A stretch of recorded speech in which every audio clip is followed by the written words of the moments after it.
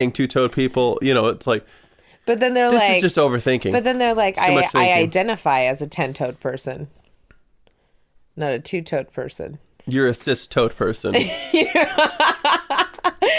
just like it's all too much. And yes, 100% it's overthinking. By the way, it's too crazy. this is when people get too heady. When people lock themselves up in rooms and they fill their bodies up with medication, they eat poorly, and then they only go to other boxes and other rooms without sunlight, without reality, and then they talk to other crazy bozos, and then they go, yeah, I agree. We need to be more sensitive. And you go, what? How can we be more sensitive?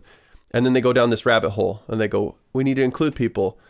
Well, how do you include more people? You have to exclude people. How do you make people more comfortable? Get rid of words. How do you, it's like, it just goes down this rabbit hole. And it's like, we need to shave everyone's head because some people have alopecia. And because some people have alopecia, it's wrong that we have hair. Everyone needs to laser off their heads.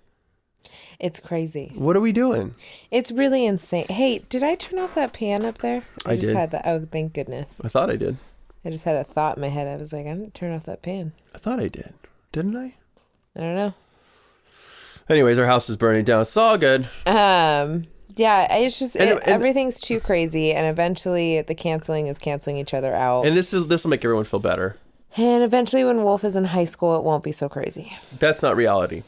Like I was telling, we had a conversation with a couple of super liberal friends of ours. I love them to death.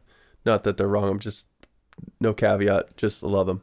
But that the majority of people are reasonable people like us. Yeah. Yeah. And that was another thing that Christina P. and Deborah So said is what you're hearing, and multiple people have said. It's like 2% of the population. If that. I mean, it's just you're looking at the loudest kids in the classroom. You're looking at the one loud kid in the classroom that gets everyone's attention and disrupts the whole fucking class. And he's going to go lay down in the bed.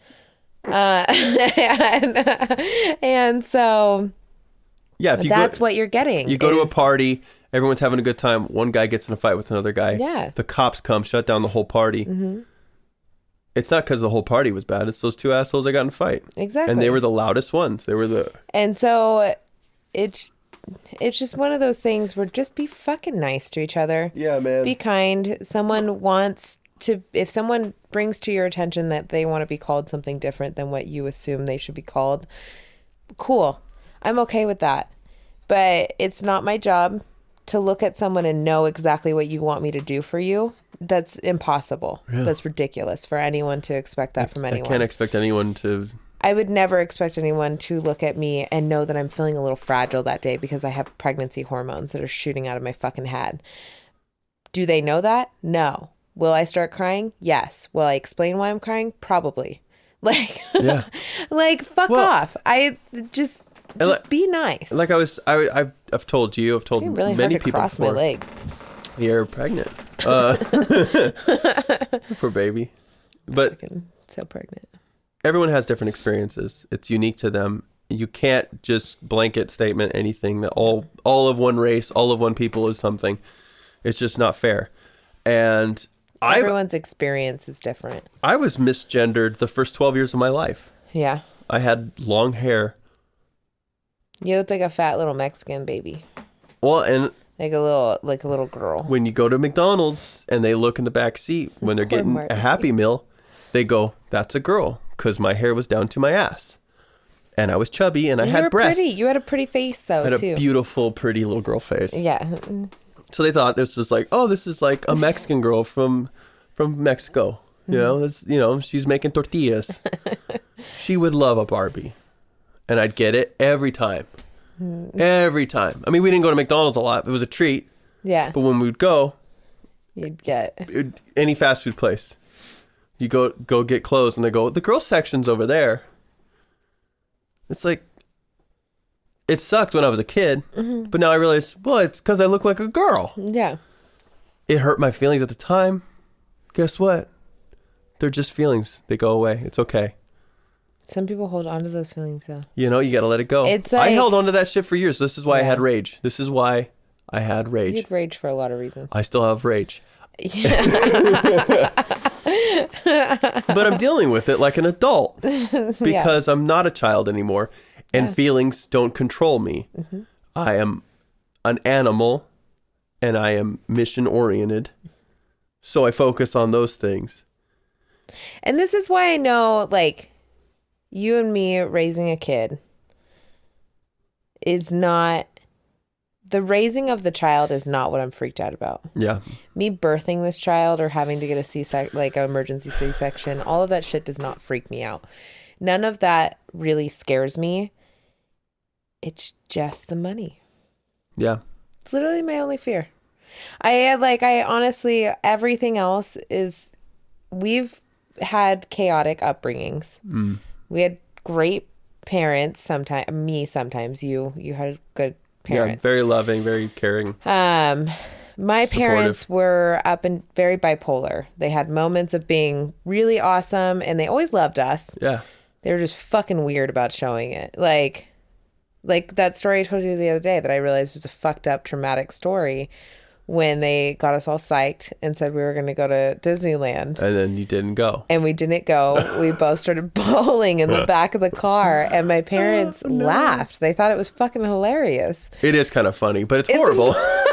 Now it's funny because my traumatic experience has made comedy to me. Yeah. Like, you know what I mean? But not everyone takes that. Like, I could have been a kid that like went to Disneyland, like bombed it because I held on to that feeling of having something tore away from me. So why do all these other kids get to have it? You know? Yeah. Like, you can become an unsub. However, it's these moments where we realize that we can take our fucked up moments and laugh about it. My only fear is that our kid is going to be boring because we're going to structure it. We're going to be the structure that we didn't have. It's going to be like a Chris D'Elia baby. Like, you know what I mean? Yeah. Where he doesn't have problems except with sex addiction and like cheating on his wife and shit. But now he's just like, there's no reason for him to be the way he fucking is. You know what I mean? But he's funny. So hopefully our kid's funny, even though he has somewhat of a normal upbringing. Like you said last night, he's not going to know we're poor so we have like 10 years at least to get our shit together. Yeah, like I said, like my experience is way different than my brother's experience.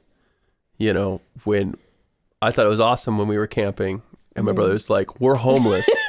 Which that story makes me laugh. It's sad. You know, one of the funniest. Sad. I literally laugh out loud, LOL, when I think of the time. Sorry, Justin. My brother got arrested. So I was like 11, so he was 21. He was driving his little Mazda truck, going to see his girlfriend, driving too fast on a dirt road out in the middle of the plains of Colorado. Something happened, swerved, rolled like 3 times in the air, landed over a fence, didn't touch the fence, and his car was just crushed, but landed on its wheels. Yeah. He came home and was like, hey, Dad. I didn't know this till later, but they ran and got the weed out of his car first. Oh, my God. And then they got it so that way, you know, when the cops came. But he didn't have insurance. So the cops came to our house and were like, hey, is that your car? You left the scene. You don't have insurance. We got to arrest you. And then my mom started crying. And she's like, cover your eyes. And he's like, can I finish my cigarette? And he's like smoking a cigarette. And then by the way, this is long enough ago that they let him ride in the passenger seat and they didn't cuff him. Or maybe they cuffed the front or something. I don't know. Yeah. But it was like, yeah. He was clearly like just... Yeah, they're going to drive him to the station. He's going to be there. We're going to get him out like at midnight because it takes forever for a bail bondsman and all that stuff. But my mom just like, what am I seeing that's so traumatic? Yeah. Like, she's like, cover your eyes. And I'm like, Mom, he's just getting arrested. Like, he almost died in a car accident. That's more traumatic. Yeah, exactly. Than this nice young black cop arresting my brother. Like, who let him sit in the front? Like, yeah. It's like, with the window down. Yeah. Just like chilling. It's like, that memory makes me laugh. Just her being upset, crying. and telling me to cover my eyes. It's the best. That's what I mean. Like, there's like it was like a nudie scene in the movie theaters. Yeah. Like, cover your eyes. Well, and that's the thing too. Like my mom, that bringing up the nudie scenes. I remember my parents. We were only allowed to watch like a handful of shows, like Seventh Heaven, fucking, like just weird shows that like were in these tiny little boxes that didn't show anything bad. But then they would throw a party and there'd be like cocaine and drinking and like fighting and people like making out with each other in corners. And we were just like, that's okay. Yeah. Like, you might not have breakfast tomorrow, but we're all fucked up right now. So it's okay.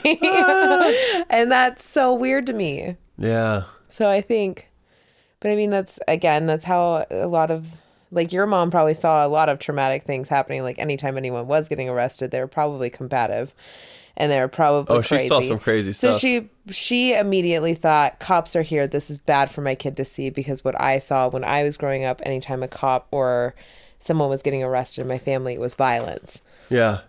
You know what I mean? So she immediately sees those sirens as something she doesn't want you to see. And it doesn't matter if they were even good sirens.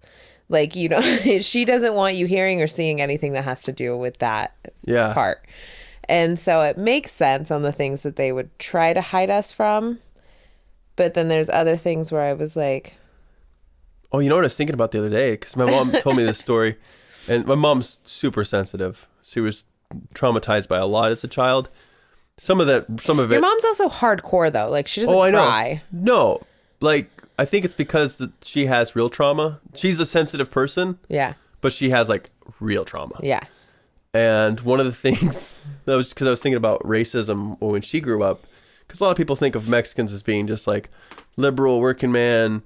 And that's not, no. A lot of them are really conservative. When she was growing up. In a bad way. They hold secrets. They pray a lot. Like the and they go to church a lot.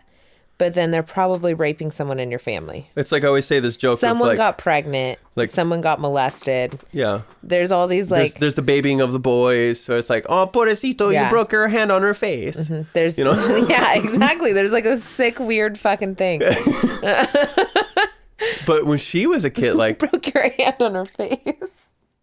Literally, like this traumatized her because her best friend was a black girl, and my Mexican cowboy family were, you know, like actually cowboys, fucking cowboy hats and tight Wrangler jeans and shit. And they pulled up and are like, what are you doing hanging out with that N-word? My mom's like so embarrassed, like, oh my God, like, I'm sorry, I'll see you later, bye, you know. And it was like, that's her best friend. And that was just like in the fucking, you know, like late 60s, early 70s. Well, and that blows my mind because and these are from Mexicans. 100%. Well, and so many people though these days are like, slavery was so long ago. Like, why are we still saying sorry for this shit? And I was like, yeah, but segregation was not that long ago. Here's the thing: we're never going to fix that. No, that is a shadow that is on America's history that'll never go away. It's the same as like Germany. Oh yeah, 100%. They have a shadow over them for killing millions of people. A few million Jews. Like, you don't just walk away from that. And also, the whole Juneteenth thing, yeah. You can't not teach what Juneteenth is in school if you're going to make it a fucking federal holiday. Yeah, that's that weird. blows my mind too. I think, yes. Can we, like, critical race theory, weird. Which very, to me, it's like it borderlines. It's indoctrinating weird thoughts into people's heads. Yeah, I don't think it should be taught the way they are expecting it to be taught, but I do think that you should teach about race and all the racial discriminations that have happened.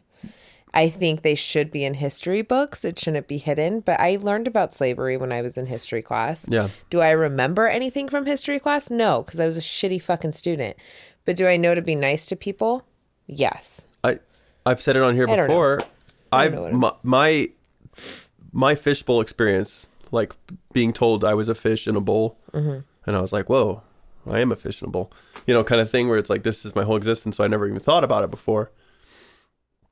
was my first encounter. Of course, my parents taught me about race later on, but when I was super young, kids were like,